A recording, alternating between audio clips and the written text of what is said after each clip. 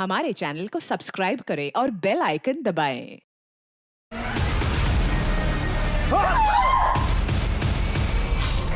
तीन उम्रदराज औरतों का खून हुआ था और तीनों बांदा उत्तर प्रदेश की रहने वाली थी। पर सवाल ये था कि इन तीनों का खून हुआ क्यों? क्या इन तीनों का आपस में कोई कनेक्शन था, या ये किसी सीरियल किलर की मानसिकता का शिकार हुई थी, या फिर ये घटनाएं आपस में जुड़ी हुई नहीं थी? इनका कातिल कौन था? यकीन मानिए हमारा आज का केस आपको चौंका देगा जब आप इन तीनों खून के पीछे का कारण जानेंगे।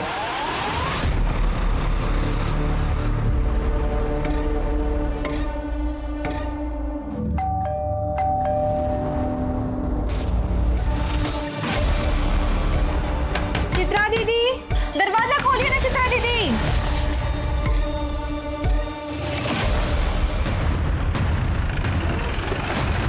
सब आइए ना साहब। सब मैं बेला गौड़, मैंने आपको फोन किया था साहब। मैं यहाँ पे खाना बनाती है, सुबह आई तो सब ये था साहब।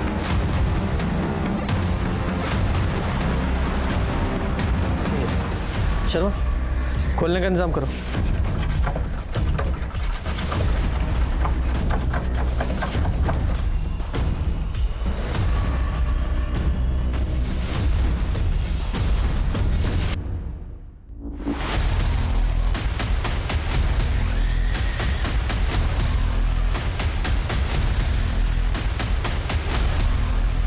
राम, ये तो चित्रा दीदी है साहब।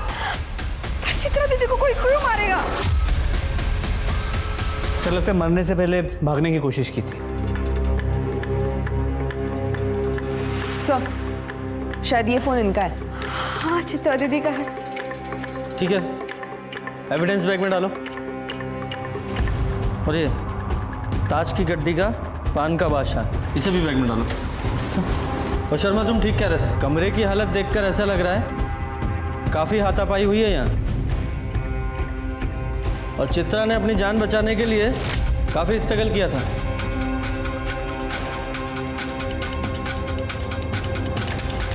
सर, पेट पे कई वार है, शायद चाकू का इस्तेमाल हुआ।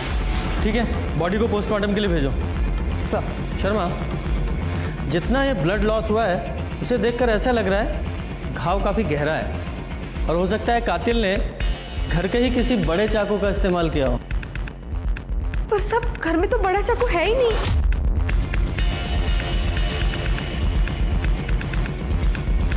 घर में और कौन कौन है? सब चित्रा दीदी और उनकी बेटी रेणु, बस दो ही लोग थे। चित्रा दीदी के पति का एक्सीडेंट 5 साल पहले ही हो गया था। पर सब वैसे तो रेणु दीदी इस टाइम पे घर पे ही होती है। रेणु का नंबर है? रेणु का नंबर? हाँ सर, नंबर स्विच ऑफ। इस घर में रेणु का कमरा है? हाँ साहब, उधर।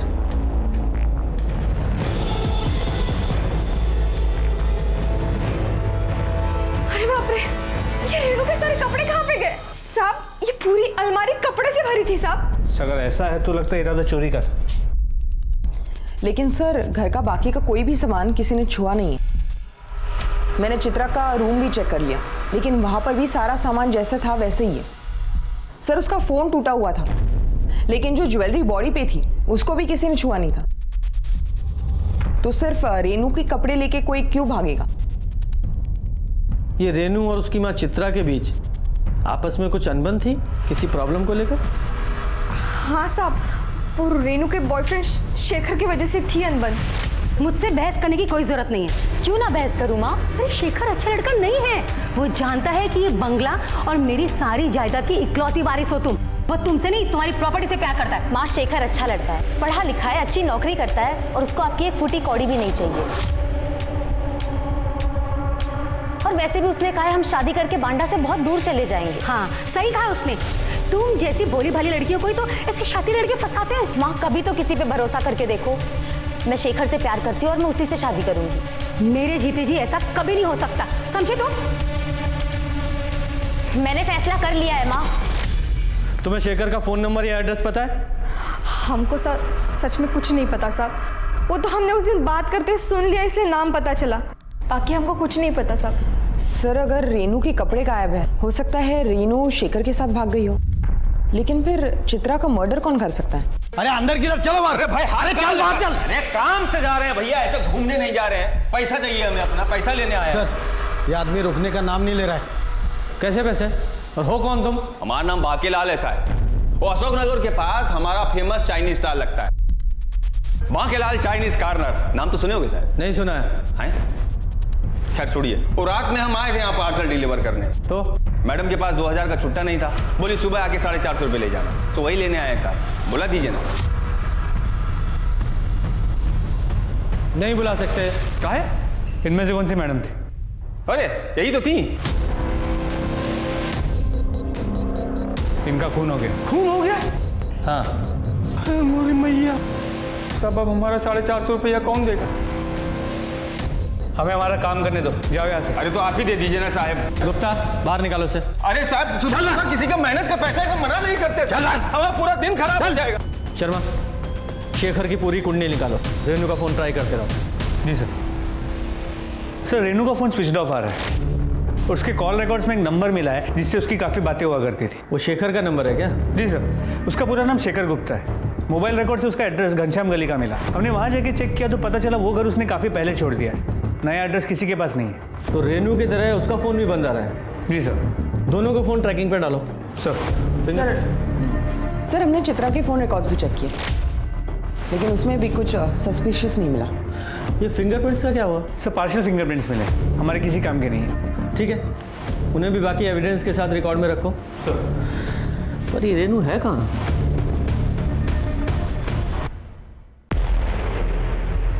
सर ऐसे वार किया गया होगा चित्रा पे। बुचर नाइफ मतलब मांस काटने वाले चाकू से 5 से 6 वार किए गए, इतने गहरे कि चाकू हड्डी तक जा पहुंची थी। और रेप के कोई साइंस है? नहीं सर, रेप या कोई सेक्सुअल एक्टिविटी नहीं हुई है। अशोक नगर मार्केट में पता करो, किसी ने हाल फिलहाल में कोई बुचर नाइफ खरीदा है क्या? सर चित्रा के नौकरानी बेला का फोन आया था। अशोक नगर में एक खून हुआ।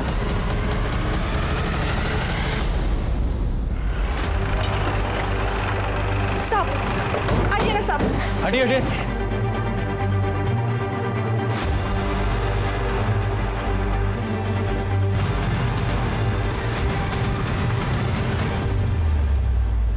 जरा चेक करो।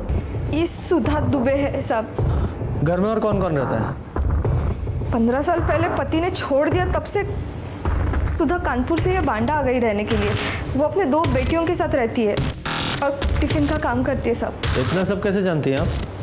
साहब हम बाजू में रहते, इसलिए सुधा के बारे में सब पता है। ओके। वो राजू को भेज दिए हम कॉलेज, लड़कियों को बुलाने के लिए। तू यहाँ भी आ गया? यहाँ भी पैसे लेने आया क्या? कैसा बात करते हो साहब? वो 450 रुपये तो हमारे नसीबे में नहीं था। वो रोड के उस तरफ हमारा ठेला है चाइनीज का, और राजू हमारा असिस्टेंट है, उसी को भेजे कॉलेज लड़कियों को बुलाने। यहाँ हमें सब जानते हैं साहब। क्यों बेला दीदी? वो पायल और छवि बस आते ही होंगे।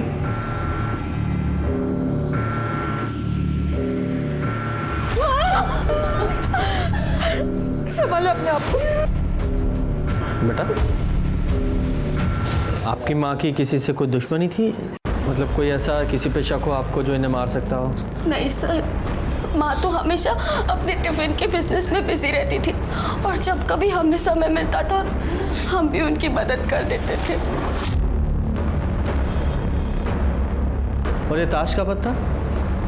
सर हम लोग ताश खेलते हैं और पायल तो लोकल रमी चैंपियन है, तो शायद ये उसी ताश की गड्डी का हो। किसी से पैसों को लेकर अनबन थी क्या? हाँ सर, माँ ने एक साहूकार से 50,000 रुपये उधार लिए थे, लेकिन माँ तो कह रही थी उधार के पैसे इकट्ठे हो गए हैं। तू जाके चेक कर।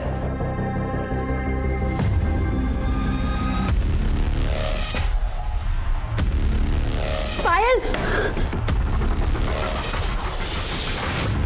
इसमें ही पैसे रखती थी माँ, और सर इसमें 4 सोने की कड़ी भी थे।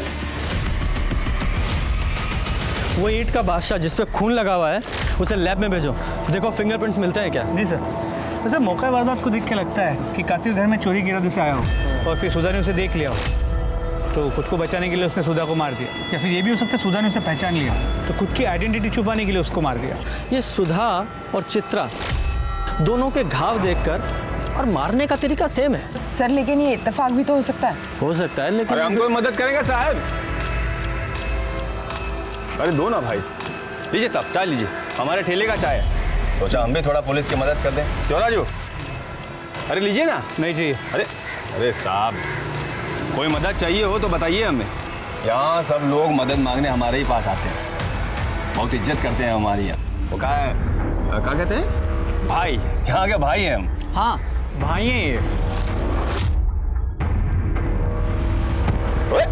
भाई है तो यहाँ का ज्यादा भाईगिरी दिखाएगा ना सीधा हवालात में डालूंगा। हमारे काम के बीच में ये अपनी नाक घुसेड़ना बंद कर, समझा? अरे साहब, अरे आप तो बुरा मान गए साहब।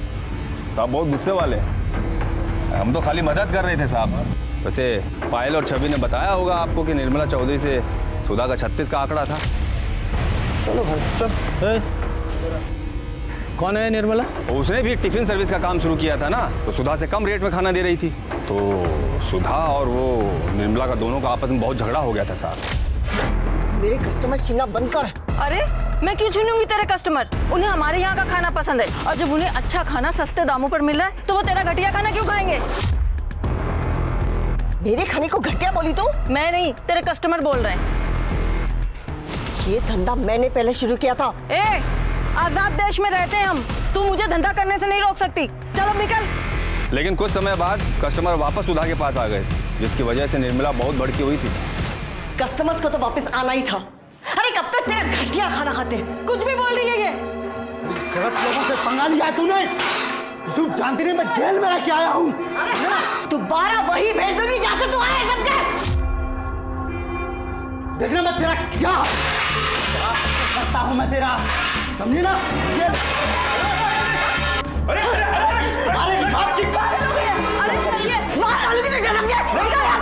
इस एरिया में एक ही टिफिन सर्विस रहेगी, समझे तू? और वो भी हमारी। तो ये मुकेश चौधरी जेल जा चुका है? हाँ साहब, वो शाहिदपुर गांव में कोई कांड किया था, जिसके चक्कर में वो जेल गया था। उसका एड्रेस बोलो। हाँ वो यहीं रहता है, मकान नंबर 10। 10 नंबर तो यही है। भाई साहब, ये मुकेश और निर्मला का घर यही है? हाँ यही है। पता है कहाँ गए? सर सुबह 8:30 बजे कहीं बाहर जा रहे थे। अच्छा, उसका नंबर है? हाँ है ना सर। शर्मा ले लो। सर मुकेश के नंबर को ट्रैकिंग पे डाल दिया है और शाहिदपुर पुलिस स्टेशन को मुकेश के केस की डिटेल्स हमें भेजने के लिए कह दिया। और सर लोकल मार्केट से पता चला है हाल फिलहाल में कोई बुचर नाइफ बिकी नहीं है। तो हो सकता है कातिल ने बुचर नाइफ कहीं और से खरीदा हो, या ये भी हो सकता है उसके पास पहले से हो। ये रेनू और शेखर का क्या हुआ? सर दोनों के फ़ोन अभी भी स्विच ऑफ है, पूरे प्रदेश में अलर्ट जारी कर दिया है। सर आपको क्या लगता है ये चित्रा और सुधा के कत्ल में कोई कनेक्शन है क्या? क्योंकि कोई कॉमन लिंक नजर तो नहीं आ रहा। एक लिंक है ना, बेला गौड़, जो दोनों क्राइम सीन पर मौजूद थी। वो चित्रा और सुधा दोनों को जानती है।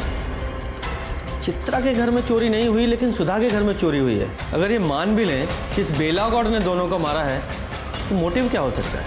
सर, बेला का मकान मालिक संजय चतुर्वेदी आपसे बात करना चाहता है। बुलाओ।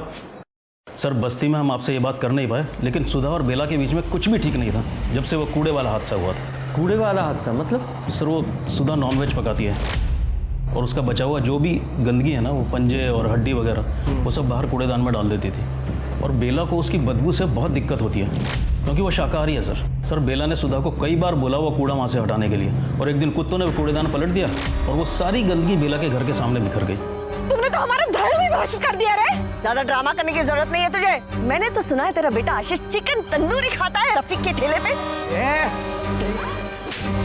मन बुद्धि साला, तुम्हारी हिम्मत कैसे हमारे आशीष को हाथ लगाने की? हाथ अभी तो सिर्फ थप्पड़ मारा इसे, अगली बार ऐसा कुछ किया ना साले ने तो कंप्लेंट कर दूंगी। तो देखना फिर आएंगे मेंटल हॉस्पिटल वाले इसे लेने।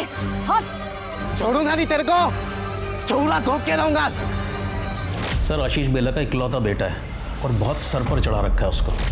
नौकरानी का काम करती है पर इतने पैसे पता नहीं कहाँ से लाती है कि उसकी हर फरमाइश पूरी करती है। किराया देने के लिए पैसे नहीं है सर उसके पास। और आज सुबह जब मैं किराया लेने गया तो बहुत हो गया तुम्हारा नाटक। आशीष को 15,000 रुपए का फोन दिलाया और हमारा किराया देते वक्त आनाकानी करते हो। अगले महीने पैसे दे दूंगी। इस महीने पैसे खत्म हो गए। ये झूठ बोल रहा है साहब। इसने हमें छेड़ा था, इसीलिए तो आशीष ने इन पे हमला किया था साहब। झूठ बोल रही है सर। कब छेड़ा हमने तुझे? साहब, महीने के किराए के लिए हमने इनके पास कुछ दिनों की मोहलत मांगी थी, तो ये हमें 1 महीने की मोहलत दे दो ना, हम अगले महीने आपको पक्का किराया दे देंगे। पैसे नहीं है तो किसी दूसरी तरह से दे दो ना किराया। मतलब? छोड़ो। निकल। सर झूठ बोल रही है ये। भगवान से भी तो तुझे डर नहीं लगता ना? ऐसे कैसे बात करते हैं? कैसे? चुप। शांत हो जाइए। आशीष कहाँ है? आशीष नहीं है साहब, वो बाहर गए। शर्मा, जरा फोन लगाओ उसे, नंबर दीजिए। सर आशीष घर पे नहीं है और ना ही कोई चाकू मिला। सर उसका फोन रिंग हो रहा है मगर वो उठा नहीं रहा। जिस दिन सुधा का मर्डर हुआ उस सुबह आशीष कहाँ था? वो तो सो रहा था साहब। पर आप ऐसे क्यों पूछ रहे हैं साहब? साहब, हमारे आशीष ने किसी का खून नहीं किया साहब। वो कभी किसी का खून नहीं करेगा साहब। तो फिर वो गायब क्यों है? जैसे ही आशीष आए पुलिस स्टेशन भेजना उसे, वरना बहुत मुसीबत बढ़ जाएगी उसकी। समझ गए?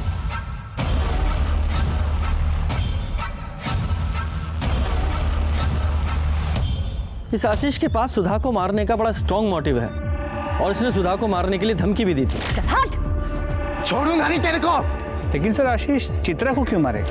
क्योंकि बेला चित्रा के यहाँ काम करती थी। हो सकता है चित्रा ने कभी बेला के साथ बुरा बर्ताव किया हो, उसके साथ गाली गलौज की हो और ये बात आशीष को पता लग गई हो। सर सुधा की पोस्टमार्टम रिपोर्ट।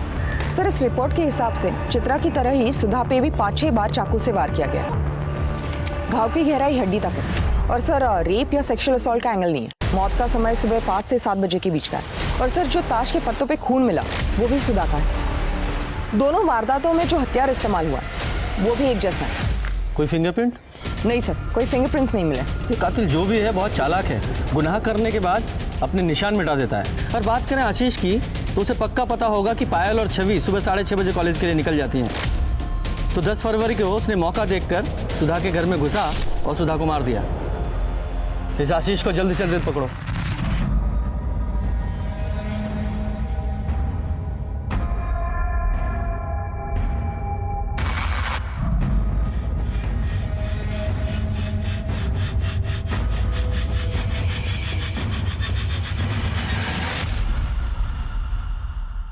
ये ले,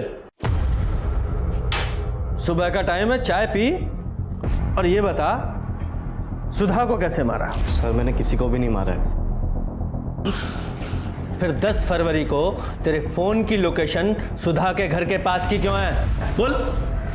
सर आप शायद भूल रहे, मैं सुधा आंटी के बगल में ही रहता हूँ, तो मेरी लोकेशन वही की बताएगी ना, ताजमहल की थोड़ी ना बताएगी। बहुत होशियार बन रहा तू। गुप्ता, इसे ले जाके बोरे में भरो और इतना कूटो जिसे ताजमहल नजर आना चाहिए। चल जा। सर मैं बताता हूँ, मैं बताता हूँ। बोल। सर मैं कॉलेज में 2 बार फेल हो गया था, इसलिए मुझे पढ़ाई छोड़नी पड़ी। मेरी माँ एक सेठ के पास काम करती थी और सेठ ने मुझे सेल्समैन की नौकरी भी दी, लेकिन उसकी एक शर्त थी कि पहले मैं अपने एग्ज़ाम्स क्लियर कर लूँ। और छवि भी वही कॉलेज में पढ़ती है, तो मैंने सोचा कि मैं उससे नोट्स ले लूँगा और वो ठीक सुबह 6:30 बजे अपने घर से निकलती है कॉलेज के लिए, तो इसीलिए मैं उसके घर चला गया था। अच्छी कहानी है, बहुत सुंदर। आगे बता।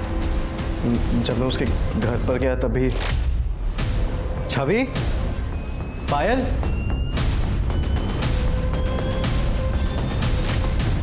एक कहानी तुझे मैं भी सुनाता हूँ। तुझे अच्छी तरह से पता है ना कि पायल और छवि सुबह 6:30 बजे कॉलेज के लिए निकल जाती हैं। तो 10 तारीख को जब तूने देखा कि दोनों स्कूल के लिए निकल गई हैं, तो तूने उनके घर का दरवाज़ा खटखटाया और जैसे ही सुधा ने दरवाज़ा खोला तूने उन पर हमला कर दिया। तूने अंदर घर में घुसा और सुधा को मार डाला और तूने उनके गहने और पैसे चुराए और भाग गया। नहीं सर, ऐसा कुछ भी नहीं हुआ सर। उस दिन हम अकेले नहीं थे, वहाँ पर और कोई भी था। अच्छा, कोई और भी था? कौन था? हम सच कह रहे हैं, हमने उसका चेहरा नहीं देखा, लेकिन वो जो कोई भी था उसी ने सुधा आंटी को मारा होगा और सारे गहने और पैसे लेकर भाग गया। अच्छा, शर्मा, अगर थोड़ी देर और ये यहाँ रहा तो कहानी में एक और ट्विस्ट डाल देगा, थोड़ा मसाला ऐड करेगा। हैं? कितना झूठ बोलेगा तू? इसे तब तक कस्टडी में रखो जब तक इसके चाकू की फॉरेंसिक रिपोर्ट नहीं आ जाती। सर हम सच कह रहे सर, हमें जान नहीं किया सर, क्यों झूठ बोलेंगे हम सर? सर सच कह रहे। सर, अशोकनगर से किसी ने कॉल किया था, एक बंद घर से बदबू आने की शिकायत की है। चलो।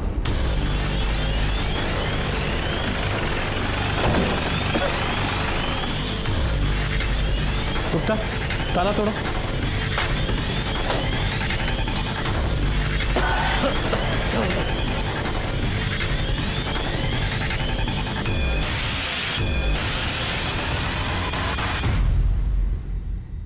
आप में से कोई नहीं जानता है? जी, मैं इसकी पड़ोसन। आपका नाम? वंदना साहू। इनका नाम क्या है? कल्पना। आखिरी बार कब देखा था इन्हें? यही करीबन 7-8 दिन पहले। 7-8 दिन पहले? 7-8 दिन से घर में कोई आ जा नहीं रहा है, कुछ अजीब नहीं लग रहा आप लोगों को? पिछले बार जब हम मिले तो कल्पना बता रही थी उसे बद्रीनाथ की यात्रा पर जाना है, तो हमें लगा कि वो बद्रीनाथ की यात्रा पर चली गई होगी। अच्छा, इनकी फैमिली में और कौन कौन है? कल्पना के पति तो 15 साल पहले गुजर चुके हैं। एक बेटी है चांदनी। वो कहाँ है? वो भी 3 साल पहले कोई दूसरी जाति के लड़के के साथ भागकर शादी कर ली। कोई जॉय विश्वास नाम है। भाग के शादी की? और इस शादी से कल्पना खुश नहीं थी, इसलिए अपनी बेटी से सारे रिश्ते नाते तोड़ ली थी। सर देख के लगता है इसको भी सुधा और चित्रा की तरह मारा गया। और सर लाश की हालत देख के लगता है 7-8 दिन पहले इसकी मौत हुई है। हाँ। 7-8 दिन पहले? 7-8 दिन पहले तो चांदनी आई थी कल्पना से मिलने। वंदना, हम सोच रहे हैं कि 1-2 दिन बाद में बद्रीनाथ की यात्रा पर जाकर आए। क्या बात है, तो कब वापस आओगी?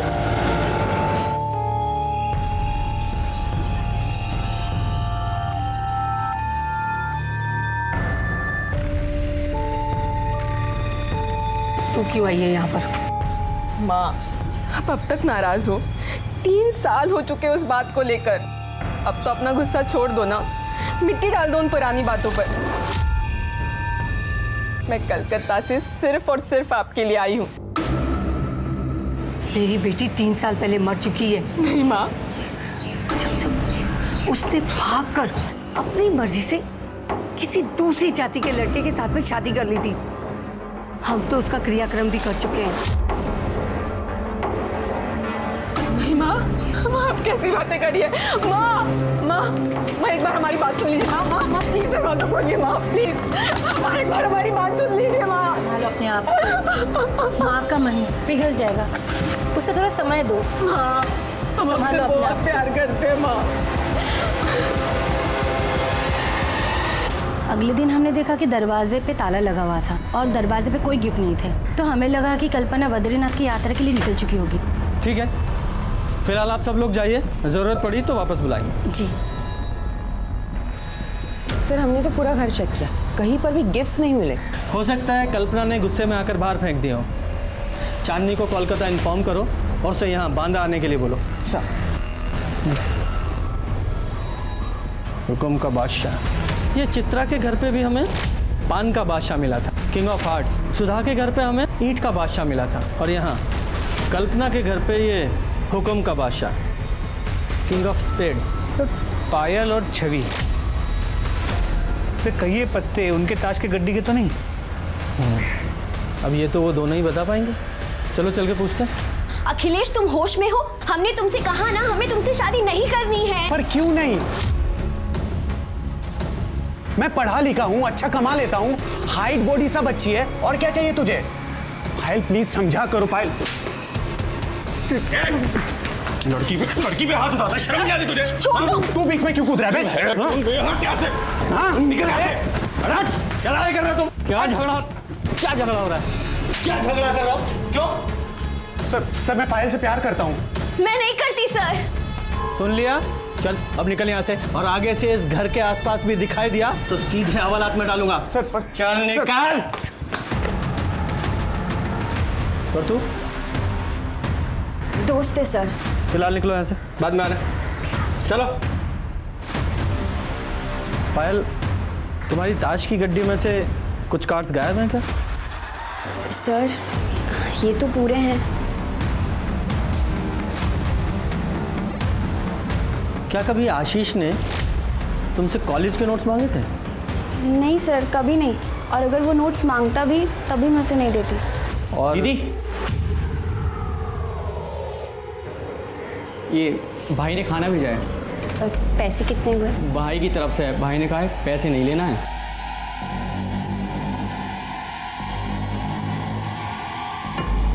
सर, वो माँ की 13वीं तक घर में खाना नहीं बनेगा, तो बस हमें अड़ोस पड़ोस वाले खाना भेज रहे हैं। सुधा के केस में चोरी मोटिव हो सकता है, लेकिन चित्रा और कल्पना का क्या? चित्रा की बेटी रेनू और शेखर भी अभी तक मिसिंग थे। आशीष को पुलिस ने अपनी कस्टडी में रखा हुआ था, तभी उन्हें 2 सस्पेक्ट्स मिल गए, निर्मला और मुकेश, जो बांदा के बाहर एक लॉज में छुपे हुए थे। बोल, 10 तारीख को तेरे फोन की लोकेशन सुधा के घर के पास की है, तो बता इसकी क्या कहानी है? बोल बोल। बताता हूँ सर। मैं तुम्हारी उस दिन मैं सुबह सुबह दूध लेने के लिए जा रहा था, तो मैंने देखा सुधा के घर का दरवाजा खुला हुआ है। मैंने सोचा इससे अच्छा मौका और नहीं मिलेगा उसका खाना खराब करने का, और सुधा ने सर हमारा पूरा धंधा चौपट कर दिया था, इसलिए उसका खाना बिगाड़ने के इरादे से उसके घर में घुसा था सर। कहानी तूने अच्छी सुनाई है, पर कहानी का वो हिस्सा बताना भूल गया जिसमें तूने उनके घर से पैसे और कंगन चुराए थे। कौन से कंगन? देख, हमारे पास आई विटनेस है जिसने तुझे चोरी करते हुए देखा था। बोल। आशीष ने देखा था मुझे।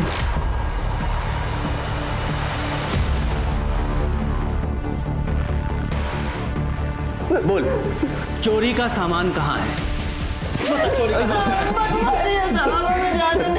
पैसे तो खर्च हो गए सर। शर्मा ऐसे नहीं बताएगा, तलाशी लो इसकी।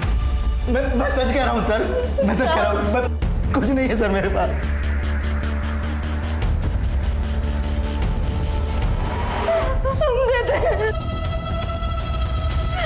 हमें जाने दो साहब। ये है ना कंगन? अब बता, वो छुरा कहाँ है जिससे सुधा को मारा था? कहाँ है वो छुरा? सर अब चोरी की है हमने, खून नहीं किया हमने किसी के साथ। फिलहाल इन्हें अंदर ही रखो और इनके खिलाफ चोरी की चार्जशीट बनाओ, मर्डर के बाद में देखेंगे।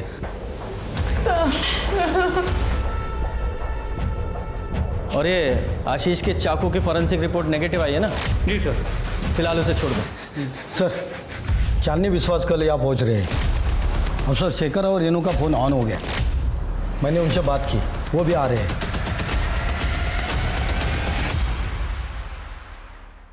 सर, माँ को हमारा रिश्ता मंजूर नहीं था क्योंकि शेखर हमारी कास्ट का नहीं था। मैंने उन्हें समझाने की बहुत कोशिश की थी, लेकिन वो मानी नहीं और मेरे लिए लड़का ढूंढने लगी। इसलिए मैंने और शेखर ने भागने की सोची, लेकिन मैंने सपने में भी नहीं सोचा था कि उसी दिन माँ के साथ। सर, हम लोग उस दिन इंदौर भाग गए थे। वहाँ पे मेरे कुछ रिलेटिव्स थे जिन्होंने हमारी मदद की। घर से कितने बजे निकली थी? सर, करीब सुबह के 5 बजे के आसपास। अच्छा, ये भी तो हो सकता है कि घर से जाते वक्त जब तुमने अपनी माँ के पैर छुए तो उनकी आंख खुल गई, तुम्हारी और तुम्हारी माँ की लड़ाई हुई और वो लड़ाई झगड़ा सुनकर तुम अंदर आए और तुम दोनों ने मिलकर चित्रा जी को मार दिया। और फिर ये मुझे इंदौर वाली और शादी की कहानी सुना रहे हो तुम लोग। सर, क्या बोल रहे हैं आप? हमारी माँ थी वो, हम उन्हें कैसे मार सकते हैं? हाँ सर, हम क्यों मारेंगे उन्हें? तो फिर ये चाकू, इसकी क्या स्टोरी सुनाओगे? तुम्हारे पास से मिला ना, ये तुम्हारे बैग में था ना? सर, ये चाकू हमने इंदौर में खरीदा था क्योंकि रेनू के बैग का लॉक जाम हो गया था और हमारा सारा सामान उसी बैग में था सर। और हमारे पास कोई और चारा नहीं था इस चाकू से बैग को काटने के लिए। पुलिस को बेवकूफ़ समझते हो तुम? बैग काटने के लिए इतना बड़ा चाकू कौन खरीदता है? सर, हम लोग बहुत डरे हुए थे, हमें कुछ समझ में नहीं आ रहा था हम क्या करें। उस समय सर जो हमें सही लगा हमने वो किया। और सर ये दुकान का बिल सर, ये उसी दुकान का बिल है जहाँ से हमने सारा सामान और ये चाकू खरीदा था। फिलहाल तो जा सकते हो, लेकिन तुम्हारा सारा सामान यही हमारे पास रहेगा एज एविडेंस। शहर छोड़कर कहीं मत जाइएगा, जब तक ये केस सॉल्व नहीं हो जाता तब तक तो बिल्कुल भी नहीं। जाइए अभी। जी सर, एक बात थी।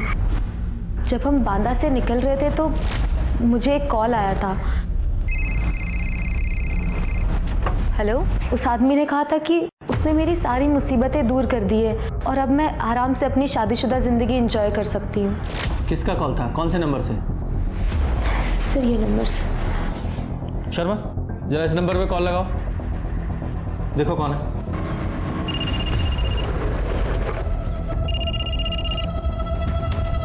Hello, Bankelal Chinese corner.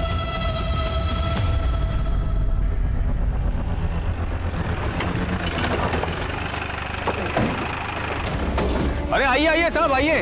अरे हक्का नूडल खाइए साहब, हमारी दुकान का वर्ल्ड फेमस है। ए राजू, सबके लिए हक्का नूडल लगाओ। कोई हक्का नूडल नहीं चाहिए तेरा। क्या हुआ साहब? चेक करो जरा। क्या चेक कर रहे हैं साहब? रेनू चौबे को फोन करके क्या बोला तूने कि उसकी सारी मुसीबत दूर कर दी है तूने? अरे साहब, हम भाई हैं ना, बोले थे ना आपको, तो इमेज बनाने के लिए इतना करना पड़ता है। भाई है तू? मतलब चित्रा को तूने मारा है ना? क्या आप लोग क्या बात कर रहे हैं साहब? वो तो बताए ना आपको, इंप्रेशन जमाने के लिए ऐसे फोन कर देते। कब से ट्राई कर रहे थे साहब, तो सोचा थोड़ा बात हो जाएगा तो 450 रुपया भी बिल का मांग लेंगे। ऐसे बातें बना बना के नाम नहीं कमाया जाता। क्या ये भाईगिरी का जो नाटक करता है ना तू, उसे छोड़ और वो पायल और छवि को जो तूने पार्सल भिजवाए थे खाने के, उसी तरह के पार्सल बना और गरीबों में बांट, जब नाम ज्यादा हो जाएगा तेरा। क्या बात कर रहे हैं साहब? उसका पैसा तो गोपाल ने दे दिया था, वो बॉयफ्रेंड है ना उसका। हमें बताने के लिए मना किया तो नहीं बताए। लेकिन पायल ने हमें बताया था कि वो उसका दोस्त है। क्या बात कर रही है मैडम? अब सबको कैसे बताएगी कि उसका बॉयफ्रेंड सैंडविच वाले के यहाँ हेल्पर है? छोटा लोग को अच्छा नहीं समझते ना लोग, दुनिया बहुत खराब है। सर, हम कॉलेज के बाहर सैंडविच के स्टॉल पर अक्सर खाने जाते थे, तब हमें गोपाल से प्यार हो गया। हमने सोचा हम ये बात किसी को नहीं बताएंगे। लेकिन फिर भी तुम्हारी माँ को तुम्हारे प्यार के बारे में पता चल गया? हाँ सर, एक दिन जब हम दोनों साथ में थे तब। मम्मी, आंटी, मेरी बेटी से दूर है, समझा? मम्मा, मैं इसे प्यार करती हूँ। चुप। तुझे और कोई नहीं मिला क्या? मैं टिफिन बनाती हूँ, तू क्या सैंडविच बनाएगी दिन भर? इसीलिए कॉलेज भेजा था तुझे? तू मेरी बेटी से दूर रह, समझा? वरना काट के फेंक दूंगी तुझे। अच्छा, तो इसलिए तुमने अपनी माँ को मारने का सोचा, और इसलिए 10 फरवरी की सुबह 6:30 बजे जब तुम कॉलेज जाने के लिए निकली तो अपने घर का दरवाजा खुला छोड़ दिया ताकि ये गोपाल तुम्हारे घर में आ सके। ये घर में आया और सुधा जी को मार डाला। सैंडविच की दुकान में काम करता है ना तू? चाकू पाना तेरे लिए कौन सी बड़ी बात है? सर आप क्या बोल रहे हैं सर? हमने कुछ नहीं किया सर, हम सच बोल रहे हैं सर। तो फिर 10 फरवरी की सुबह 6:30 बजे तेरे फोन की लोकेशन पायल के घर पे क्यों है? सर वो हम कभी कभी पायल को कॉलेज तक छोड़ने जाते सर। सुबह सुबह सड़कों पर कोई नहीं होता ना, तो हमें मौका मिल जाता है साथ रहने का, बस सर, और कुछ नहीं। तो इस बात का क्या प्रूफ है कि 10 तारीख की सुबह तुम दोनों साथ में थे? सर, हमारा यकीन कीजिए, उस दिन हमें छवि ने भी देखा था सर। गुप्ता सर, जब तक ये बात कंफर्म नहीं हो जाती इस गोपाल को कस्टडी में रखो। सर आप क्या बोल रहे हैं सर? सच रहे हैं, हमने कुछ नहीं किया, यकीन कीजिए। सर हमारा यकीन कीजिए सर, हम सच बोल रहे हैं सर। चांदनी विश्वास आई है। उस दिन माँ ने तो हमारा दिल ही तोड़ दिया। उन्होंने हमसे कहा कि उन्होंने हमारा क्रियाक्रम कर दिया है। हमें तो बहुत बड़ा धक्का लग गया, लेकिन सर हमने हार नहीं मानी। हम काफी देर तक दरवाजा पीटते रहे, खटखटाते रहे, लेकिन हमारी माँ ने दरवाजा नहीं खोला। फिर हमने जो तोहफे अपनी माँ के लिए लेकर आए थे वो हमने वही दरवाजे के बाहर छोड़ दिए। वो गिफ्ट्स क्या थे? सर उसमें छोटा प्रेशर कुकर था, इसके अलावा एक ग्लास का सेट था और बस घर का कुछ सामान था, चम्मच वगैरह, बस इतना ही था। कोई था जो चांदनी के गिफ्ट्स का अच्छे से इस्तेमाल कर रहा था। कौन था वो आदमी? एक बात तो तय थी कि कातिल सही सीक्वेंस को फॉलो कर रहा था। पुलिस को डर था कि कातिल फिर से वार करेगा चिड़ी के बादशाह के साथ। जो पुलिस को समझ नहीं आ रहा था वो ये कि कातिल का मोटिव क्या था।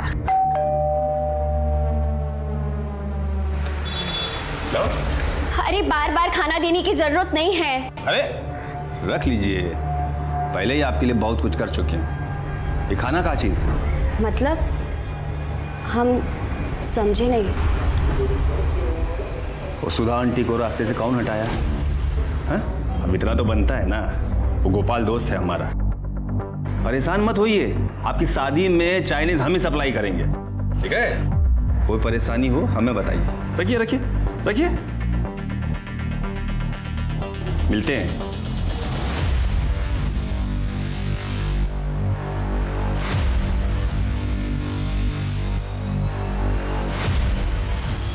Hello, police station. बोल, कहाँ है वो चाकू? कौन चाकू साहब, कौन सी बात कर रहे हैं आप? देख लीजिए, चेक करो। गलती हो गया साहब हमसे, जो हम पायल और चित्रा के घर उनका हालचाल जानने चले गए, हमदर्दी दिखाने चले गए। ठीक है, यही चाहते हैं ना, आज के बाद हमदर्दी ना दिखाए, नहीं दिखाएंगे साहब। सर इधर तो कुछ नहीं है। वो ड्रॉर चेक करो। सर 1 मिनट यहाँ आइए। क्या है ये? और वो? कल्पना का सामान है ना ये? तूने इसे मारकर फिर ये चुराया? मारा कि नहीं? बोल। अरे क्या बात कर रहे हो साहब? अरे वो तो कल्पना काकी के घर के बाहर से गुजर रहे थे, सब पैकेट बाहर पड़े थे। हमने काकी से पूछा, काकी आपको चाहिए? बोले नहीं चाहिए, हटाओ सब नजरों के सामने से। तो हम घर ले आए, इस्तेमाल कर रहे हैं। अब ये भी कोई गुनाह है का? तेरे साथ इस घर में और कौन रहता है? राजू, हमारा असिस्टेंट। पुलिस ने बाकी के सब सस्पेक्ट्स को अपनी लिस्ट से हटा दिया था, बचा था तो सिर्फ बांके। पुलिस को यकीन था कि कत्ल बांके ने किए हैं, लेकिन बांके के खिलाफ कोई पुख्ता सबूत नहीं थे पुलिस के पास। तो पुलिस ने कुछ तिकड़म लगाई, 10 दिन इंतजार किया और फिर। भैया 1 प्लेट फ्राइड राइस देना। हाँ बैठिए ना, बैठिए टेबल। ए राजू, जगह साफ करो। अरे सर,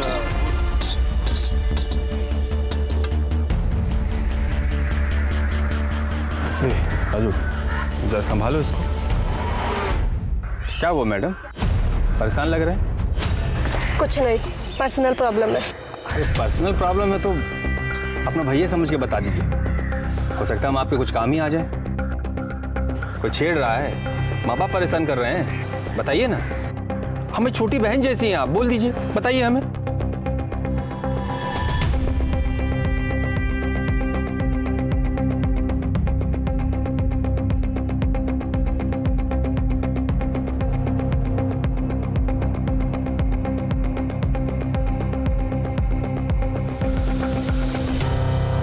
सर काम हो गया।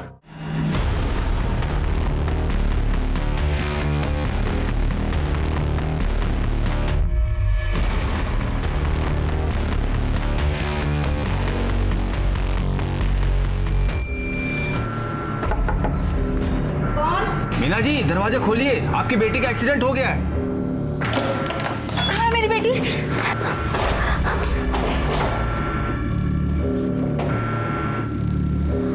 कौन हो तुम? मेरी बेटी कहाँ है? सुमन की जिंदगी का कांटा तो हम निकाल देंगे।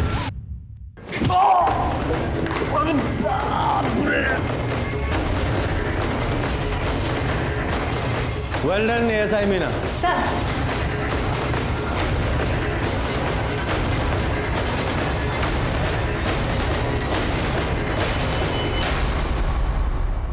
हमारा नाम सीमा शुक्ला है, हमारा बॉयफ्रेंड है दिनेश, वो कानपुर में रहता है। हम दोनों एक दूसरे से बहुत प्यार करते हैं, शादी भी करना चाहते हैं, पर मेरी माँ इस रिश्ते के खिलाफ है। अरे घबराइए मत, रोइए मत, हम आपकी मदद करेंगे। मदद? पर आप कैसे करेंगे? आप अपनी माता जी का पता और नंबर दे दीजिए हमें, और आप अपने बॉयफ्रेंड दिनेश के पास चले जाइए, बाकी हम सब संभाल लेंगे। इस ताश की गड्डी में सिर्फ एक ये चिड़ी का बादशाह मिला है हमें, बाकी के 3 बादशाह तीनों बॉडीज के पास मिले, और ये गड्डी तेरे बैग में। और ये बादशाह भी तू आज मर्डर के बाद बॉडी के पास फेंकने वाला था, क्यों? सच कहा ना? और हाँ, तेरा चाकू भी घाव के साथ परफेक्ट मैच हुआ है। अब बोल, क्या बोलना है तुझे? बहुत मेहनत की है साहब आप तो। ठीक है, हम भी सच बोलते हैं, कर दिए सारे मर्डर हम ही ने। सब वो ताश वाला टच कैसा लगा? एकदम अंग्रेजी पिक्चर जैसा ना, है ना? पता है सर, हमने अपनी पहली अंग्रेजी पिक्चर निधि के साथ ही देखी थी, निधि के फ़ोन में। हमारे ठेले पे आती थी साहब को, पार्सल लेने। हमारे हाथ का फ्राइड राइस बहुत पसंद था उसको, हम दोनों को प्यार हो गया, लेकिन उसकी अमीर माँ को पता चल गया बस। बात तो बताओ। ऐसे कोई मारता है साहब? क्या किए थे हम? निधि से प्यार ही किए थे ना। निधि भी तो हमसे प्यार करती थी, तो दुनिया की मिर्ची काहे लग रही थी? हम दोनों को जुदा कर दिया साहब, और कोई हमारा मदद नहीं किया। तब हम डिसाइड किए कि हम गुंडा बनेंगे, और आज के बाद कभी किसी जोड़े को जुदा नहीं होने देंगे आप। तो इसलिए तूने कल्पना, चित्रा और सुधा को मार डाला? वो कल्पना चांदनी को खरी खोटी सुना रही थी साहब। काकी, क्योंकि उसने किसी दूसरे जाति के लड़के से शादी किया। रेनू का नंबर कहाँ से मिला? क्या साहब, अरे खाने का पार्सल के लिए दोनों अपने ही नंबर से फोन करती थी, तो दोनों का नंबर हमारे पास था। जब हम पार्सल डिलीवर करने गए तो चित्रा और रेनू को लड़ते हुए सुना। चित्रा भी रेनू के रिश्ते के खिलाफ थी, और एक दिन बाद हमें पता चला कि सुधा भी पायल के रिश्ते के खिलाफ थी। वो गोपाल दोस्त है हमारे साथ, वो बताया हमें कि कैसे सुधा ने उसे जान से मारने का धमकी दिया है। बस फिर हमने। हाँ, तो इसलिए तू हमारे सामने सबकी मदद करने का नाटक करता था, ताकि हमें तुझ पर शक ना हो। लेकिन देखा, कानून के हाथ तुझ तक पहुंच ही गए। अच्छा किए साहब आप हमें अरेस्ट कर लिए। अब हम जमानत पे बाहर आ जाएंगे, नेता बन जाएंगे, नेता चुनाव लड़ेंगे, जीतेंगे, और फिर किसी जोड़े को जिंदगी में जुदा नहीं होने देंगे साहब। और पुलिस भी हमारा कुछ नहीं कर पाएगी। गलतफहमी है तुझे, फांसी होगी तुझे, फांसी, और तू कभी बाहर नहीं आ पाएगा। पुलिस की चालाकी ने उन्हें कातिल को पकड़ने में कामयाबी दिलाई। बांके लाल तिवारी को 3 हत्याओं के लिए गिरफ्तार किया गया, और कोर्ट केस में उसे मानसिक रूप से असंतुलित पाया गया। बांके को लगता था कि वो एक गुंडा है, प्यार का पहरेदार है, और 2 प्रेमियों के बीच में आने वालों को वो सबक सिखाना चाहता था, उन्हें मार देना चाहता था। आज बांके पागल खाने में है। आप अन्याय कभी ना सहें, लेकिन न्याय का बेड़ा अपने सर पे ना उठा ले। इस आशा के साथ मैं दिव्यांका त्रिपाठी दहिया लेती हूँ आपसे विदा। फिर मिलूंगी अगले केस के साथ। तब तक देखते रहिए क्राइम पेट्रोल सतर्क। जय Hind. For more updates, subscribe to our channel, click the show links and enjoy watching the videos.